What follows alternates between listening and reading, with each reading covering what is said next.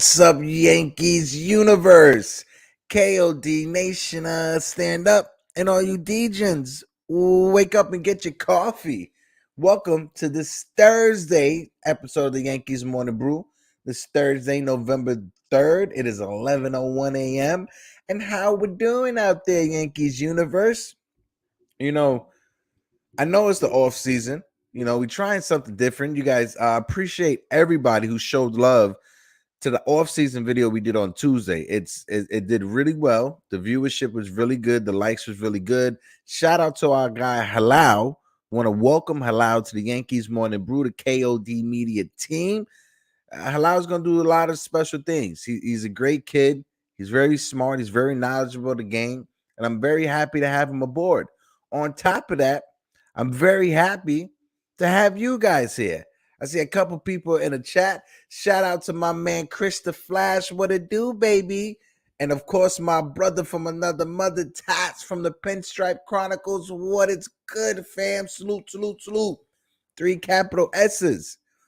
The Yankee fans, like I said in the last video, I know it's the off season, but the on season starts right now for us podcasters, for us Yankee fans.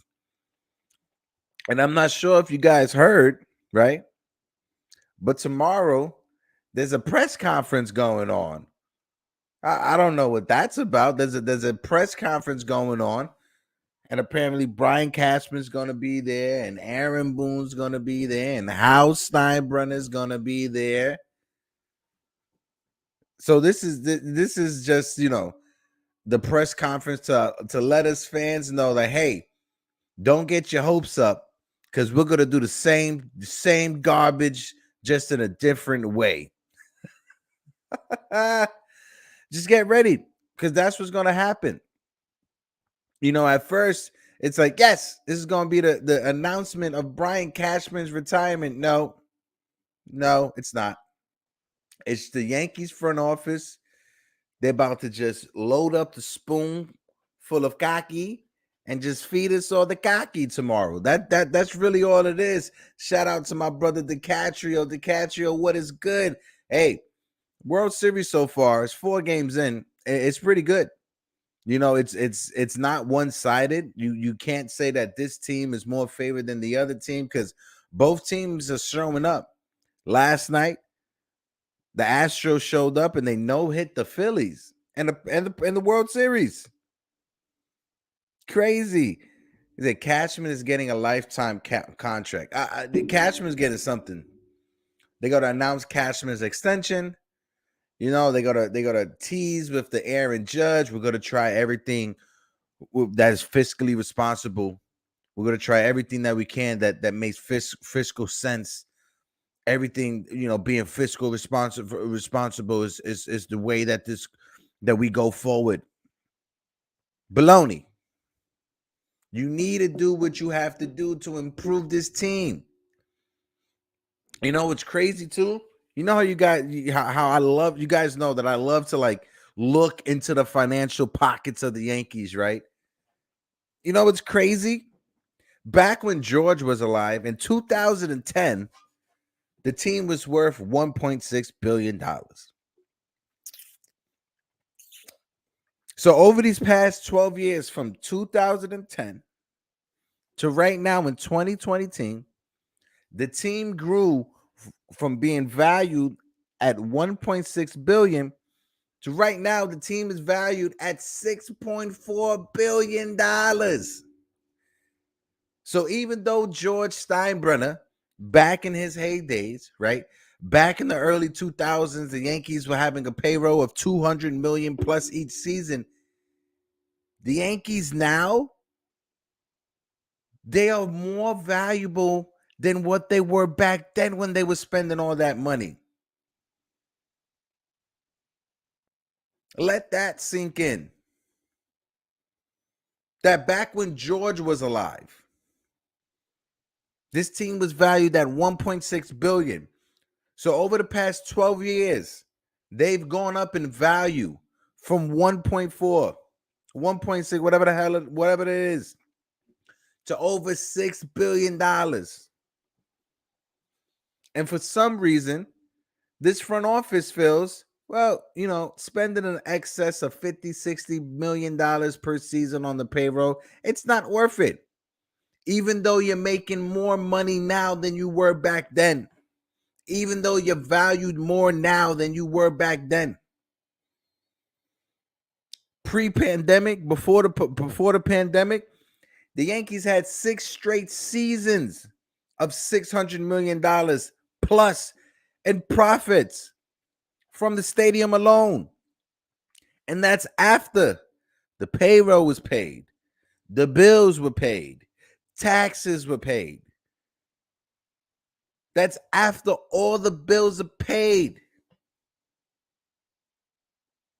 And for some reason, extra 50 million on the team, it's not worth it. We can't afford it. What? Just think about this. Bryce Harper's in the World Series. He could have been a Yankee. Manny Machado was in the NLCS. He could have been a Yankee. Zach Wheeler, the pitcher for the Philadelphia Phillies, who used to be a Met, he could have been a Yankee. He could have been a Yankee. But no, for some reason, this front office is trying to be fiscally responsible, which makes no sense. I want to shout out the chat as well. My Sir Visa, from the lowest of the lows to the highest of the highest, and vice versa. That's what it feels right now when it comes to the Yankees. James Cook is in the building. Mr. James Cook, salute. He said Cashman and Boone are going nowhere, and it's unfortunate. It absolutely is. It's disappointing. My man Chris the Flash say, and they're trying every excuse in the book now. They're blaming us fans while players leave. Yeah. Let's talk, Chris. I thank you for bringing that up because that was a point I wanted to talk about. What is this nonsense that the fans are booing? The fans are booing. This is ridiculous, huh? Fans are booing, and it's making it hard for you, huh? I get it. In 2022, social media, it has a reach. But what? Because the fans are booing? Huh? Do you not know where you are at? You in Yankee Stadium. The same stadium where Mariano Rivera got booed. Where Derek Jeter got booed. Where Mickey Mantle got booed. Mickey Mantle got booed so much early on in his career because he was Joe DiMaggio's replacement. What are you talking about? Yogi Berra got booed when he was a manager here. What are we doing? Randy Johnson got booed when he was here.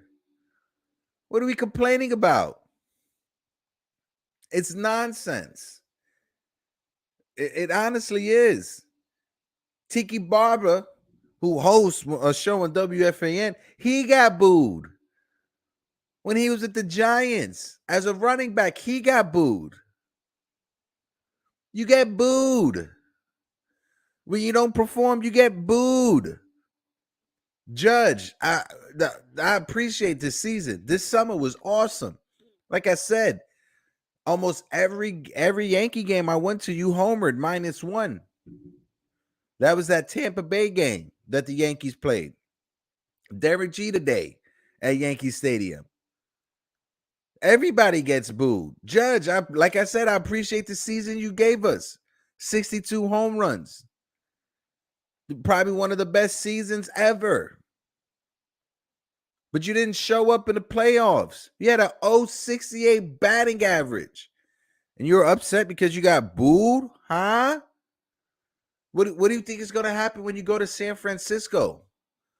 People showed up to Giants games with inflatable needles to throw at Barry Bonds. People literally showed up with needles, syringes that were like blow-up dolls. They literally had those at Giants game, throwing them at Barry Bonds. Huh? I don't know. That report was just weird. I'm taking it at face value, but you could love your teammates as much as you want, and you could be very loyal to your teammates, which is something that's commendable. Loyalty is very important to me. But you also got to be able to call it down the middle. Aaron Hicks was atrocious this season. Horrible. If you think Aaron Judge had a good season, Aaron Hicks had a good season, Aaron Judge, you're bugging. Because Aaron Hicks had a horrible season. Joey Gallo had a horrible season. Shout out to my man, Pasta Pants. Jigga Man, what is good? Garrett Cole was getting booed by Yankee fans. And look what Garrett Cole did in the playoffs. Garrett Cole showed up for us. Even though that last game, bases loaded or whatever, nobody out, all those runs charged to him, I would have kept him in the game. You didn't hear Yankee fans booing Garrett Cole or coming for Garrett Cole because he showed up in the playoffs. When you show up, you get cheered. When you don't show up, you get booed. It's simple as that. Now, I know where to draw the line, right? Well, there's some fans that cross that line by attacking IKF's father on Twitter. Absolutely. That's uncalled for. Other Yankee fans should call out Yankee fans that do that. Like Krista Flash said, Harrison Bader showed up. Yankee fans was losing their mind over the Bader Montgomery trade. But as soon as Harrison Bader showed up, and once we got to the playoffs, Yankee fans were like, Montgomery who? Monty who? It's because he showed up. Harrison Bader hit about 350 in the playoffs with like 5 home runs. He showed up. He's going to be a legend now in Yankees lore. The Bader. But you got upset because fans booed you in the last game. Now I know I reported on Tuesday the interview that Julian had with Randy Miller, who's a reporter with New Jersey Sportsnet, and he was talking about the prospects of Aaron Judge going to San Francisco and how that's going to be a reality. And I said it on the show on Tuesday.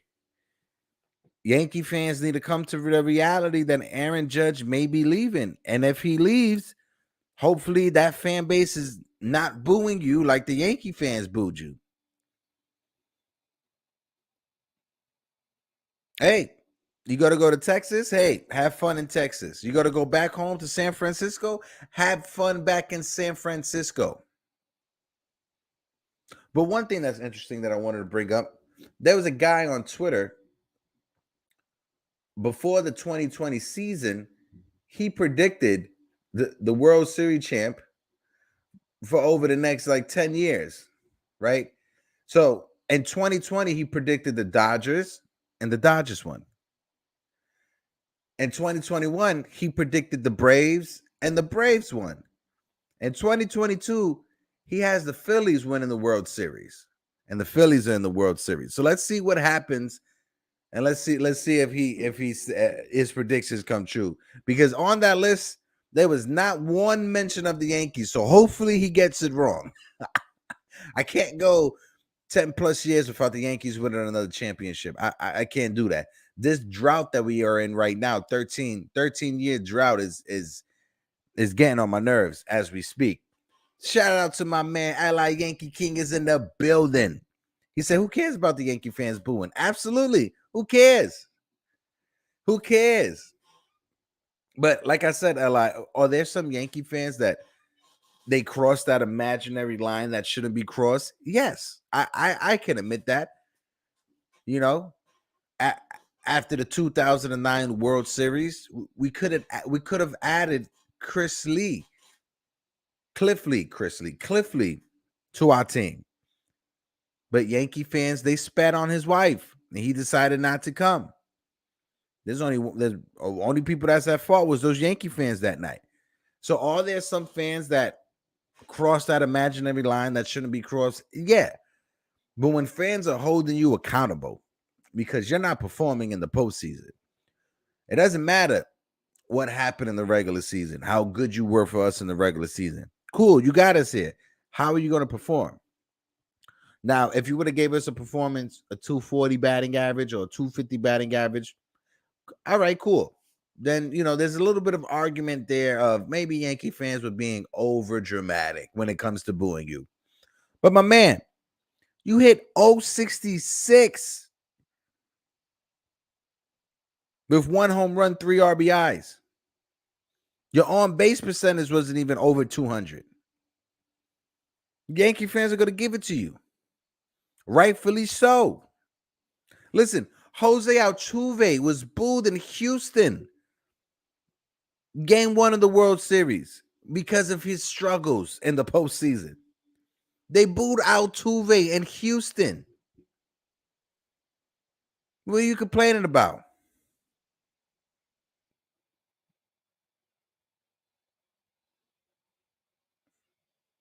Like, but it's going to come down to money. Aaron Judge, ever since he came into the league from his rookie season, he was underpaid. Rookie season, he made $750K, something to that, to that, not to around that area. He was definitely underpaid. So he has all rights to go into free agency. But if you are going to leave, just tell us you're leaving because of the money,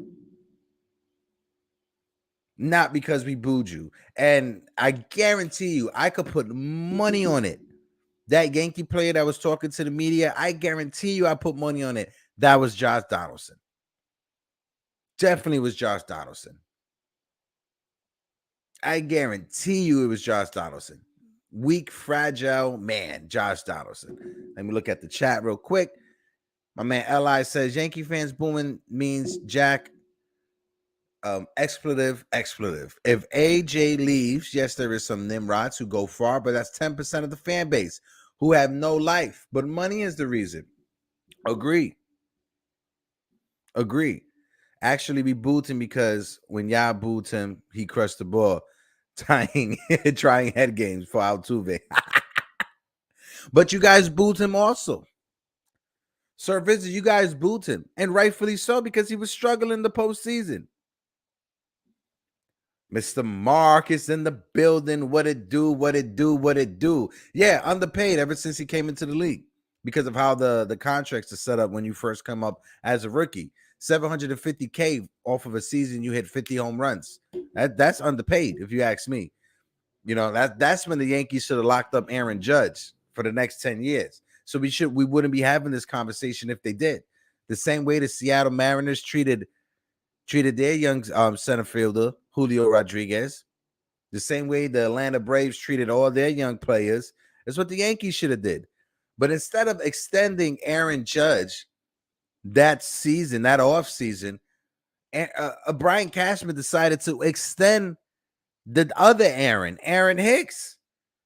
I'm not sure if Brian Cashman was sipping on on the whiskey, and he meant to give Judge the extension, but he confused the two Aarons. I'm not sure if that's what it was. Catcher said, "I would never boo a legend." That's the difference between real fans and fickle fans. Hey, we booed Derek Jeter when he was struggling. We booed Mariano Rivera after 2001 and after 2004. Hell, in 2005, when he gave up the go-ahead home run in Yankee Stadium to David Ortiz against the Red Sox in a regular season game, Yankee fans booed him because he was struggling.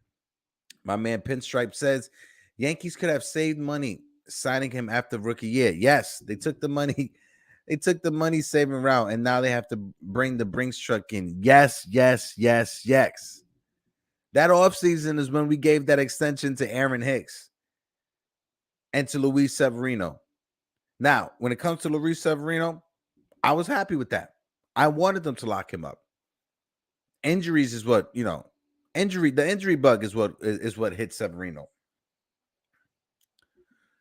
My man Eli said, but Hector, I would say this: until I'm proven wrong, Yankee fans, welcome to the dark ages of Yankees baseball. That's what it's looking like. Yeah, that's what it's looking like. When it comes to this Yankee team, and now, Brian Cashman, because that's the real topic, right? Let's talk about Brian Cashman because that's the real topic. We could get sidelined and everything like that. Yeah, Mark Mantle got booed for replacing DiMaggio. Yankee fans were booing Mantle left and right. He never lived up to the Yankee potential. Oh, he's a fake Yankee. They only got behind Mickey Mantle in the summer of 61 because Roger Maris was on pace to break Babe Ruth's record. Who's going to break it? A Yankee farm system kid or somebody from Kansas City. That's when Yankee fans started getting behind Mickey Mantle. Mark, absolutely great point. Great point. But let's talk about Brian Cashman, right? Since Brian Cashman's taken over since 1998, let's just look at this. Let's just talk about prospects that the Yankees developed since 1998. What prospects did Brian Cashman and his regime develop and bring to the major leagues? Back then, let's start back then. Alfonso Soriano, solid development, solid prospect, awesome. Juan Rivera, we traded him. Good.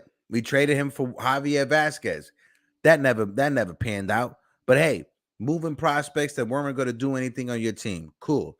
Nick Johnson, another prospect we moved. Awesome. After that, who else? We traded Willie Mo Pena, who never turned out to be anything. He was in our farm system raking it, moonshot home runs, but he never turned out to be anything cool. He was a bust. After that, who else? Bubba Crosby, who never turned out to be anything but a flash in the pan. Okay, Scott Proctor, who Joe Torre ruined. Okay, cool, copy. Scott Proctor.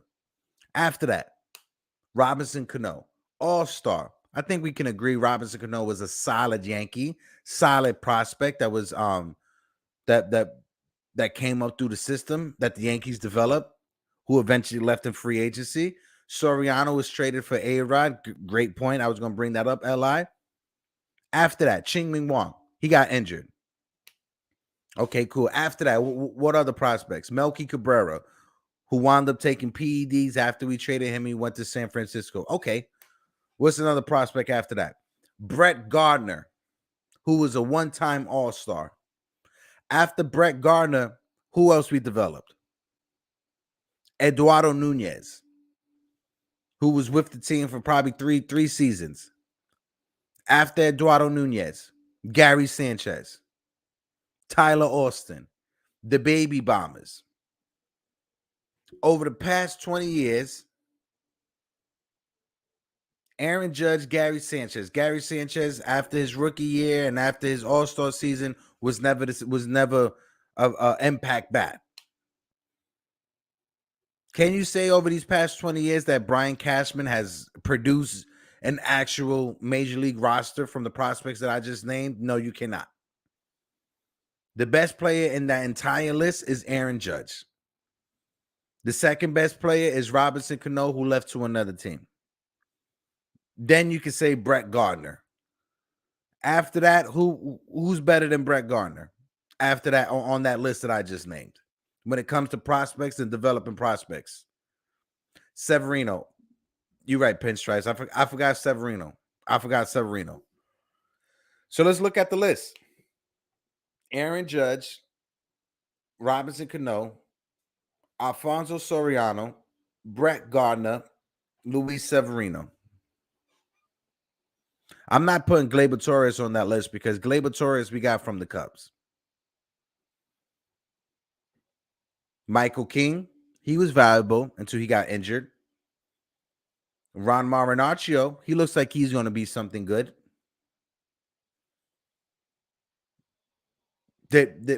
Besides Luis Severino, who's always been injured, what other pitchers? Ivan Nova, Greg Bird, bust. Tyler Austin, bust.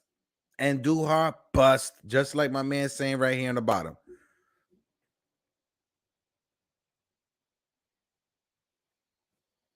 Like, with the amount of money that you had over these past 20 years, producing only one World Series, it's not a good mark. It's not a good mark. And Friday, when you guys have this press conference, I honestly don't know what direction this front office is going to put this team through. I really don't know. They have the money to spend on Judge. They have the money to add to this team on top of spending for Judge.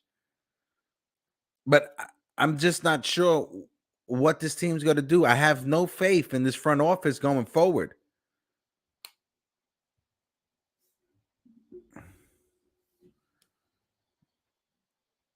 Look at that. Just let that sink in. And not one championship.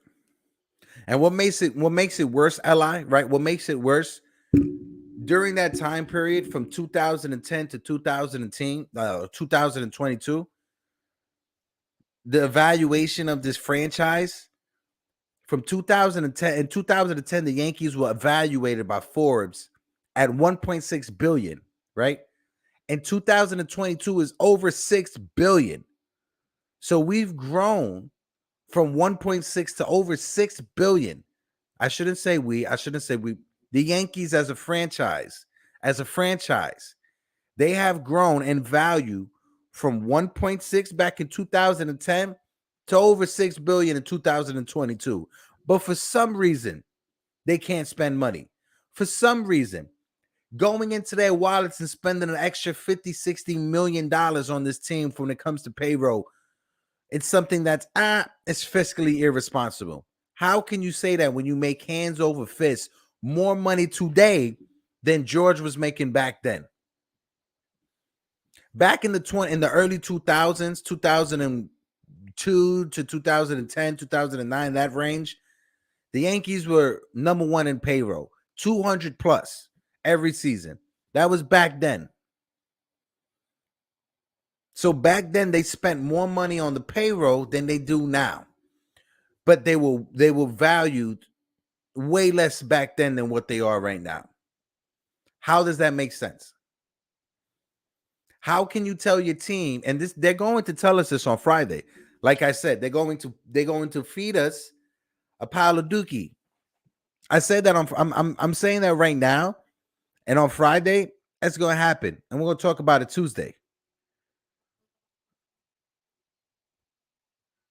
Pre-pandemic, you guys made 600 million on stadium revenue for 6 straight seasons, and this is only stadium revenue, right? This is the only time. This is the only revenue we could account for from the stadium, and this is after all the bills are paid, right? This is after the light bill is paid.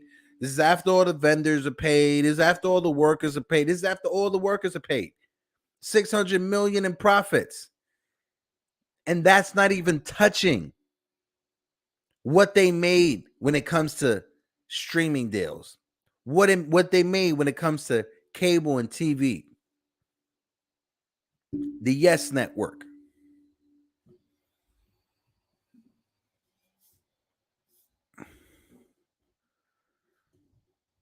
Hold on, what?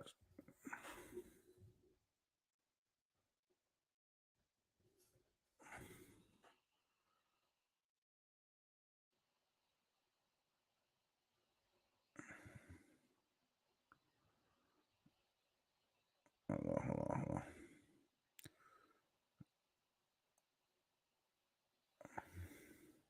See, you can't even look up. you can't even look up the profits from the Yes Network. But check this out. The Yes Network is valued at $3.5 billion. That's the Yes Network. The Yes Network is valued at $3.5 billion off the Yes Network alone. And you're gonna tell me we can't take $50 million to spend on players? We can't take $50 million to use for Aaron Judge to cut ties with Josh Donaldson and Aaron Hicks?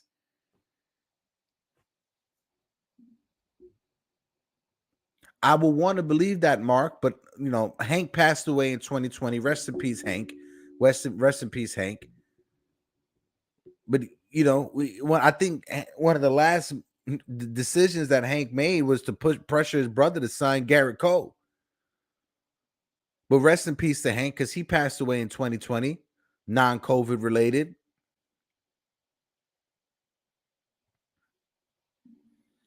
And that was Cashman's era, where he got full control of the roster to do what he wants. Yeah. That's why I don't like the cheap narrative. They spend them, but they don't spend them smart. Yes. They spend horribly.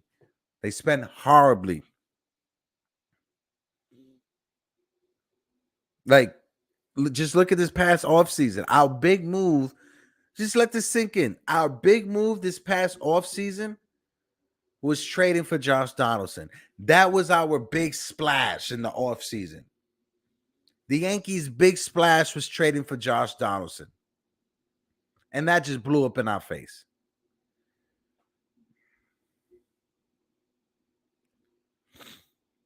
I think you mean to say Hal, because Hank passed away, but it says Hank or Hal needs to find a good office somewhere and stay there. Hire a great GM to run the team. You see, the Yankees and the Cowboys will never win because the owner has too much voice. I agree. It's the same thing with the Knicks. Don't get me started with the Knicks and James Dolan. Oh, Vay. Don't get me started with them.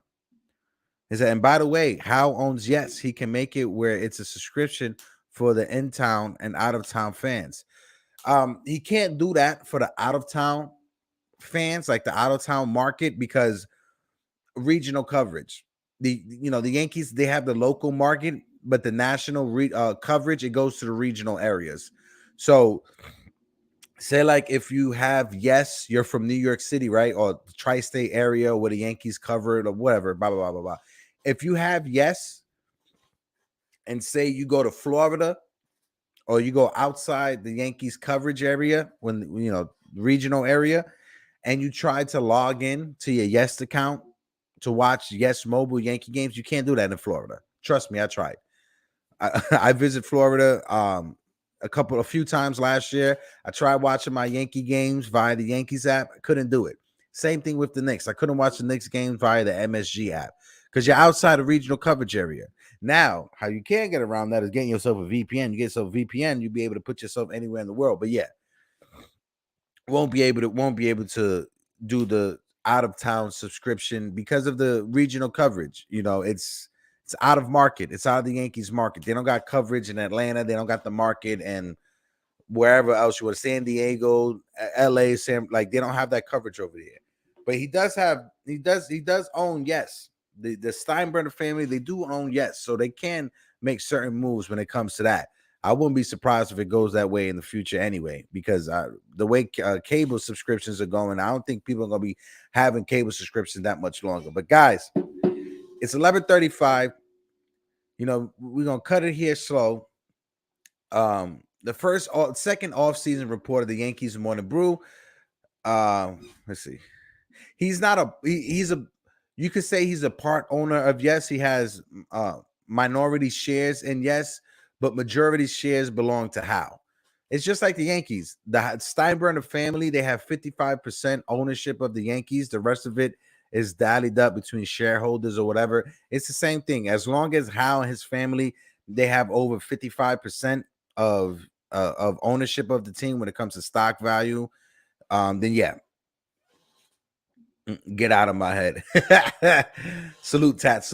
Listen, Tats, if you're free next week Thursday, feel free to chime in. I'll send you a link on I'll send you the StreamYard link and you jump on the panel, we'll have a conversation, Tats. But guys, appreciate everybody for tuning in. Shout out to my guys from the Pinstripe Chronicles, my guy Tats. Mark Teamaker was in the building. My man NY Yankee King. Of course, Mr. James Cook, always love his knowledge. He's very knowledgeable of the game. DiCatrio was in the building. Sir Vizza, a Houston Astro fans. my brother Jigga Man Portito. Guys, I Chris the Flash as well. Where's Chris at? Chris the Flash, my man Chris the Flash. Appreciate everybody for tuning in, right? You know, this is the off-season report of the Yankees Morning Brew. We got a lot of things to talk about when it comes to this post off season, because like I said, it may be the off season, but for us fans and for us content creators, it's the on season. It's never off. This is the on season. And make sure you guys tune into our new show during the week, the Knicks Morning Brew. The Knicks Morning Brew is going to be just like the Yankees Morning Brew, but the Knicks Morning Brew, we are set Monday, Wednesdays, and Fridays. Yankees Morning Brew is Tuesdays and Thursdays. Halal Hot Takes will come at you on Tuesday. His next one is coming up this Tuesday. So make sure you guys tune in. Make sure you hit that like button. And please, if you aren't subscribed, make sure you subscribe. Make sure you hit that subscribe button, because the Yankee Morning Brew, us here at KOD Media, we got a lot of things coming. But appreciate everybody for tuning in. I am your host, Hector. Guys, and like always, a peace out.